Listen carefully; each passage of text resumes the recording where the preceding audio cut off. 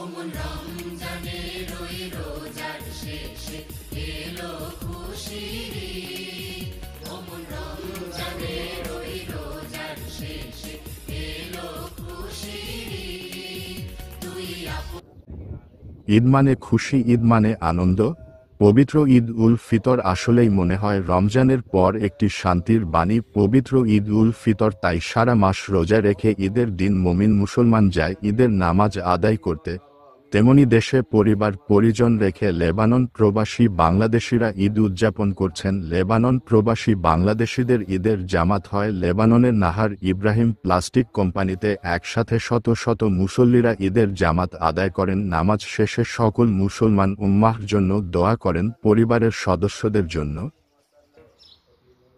Zia news অনলাইনে সত্য প্রচার।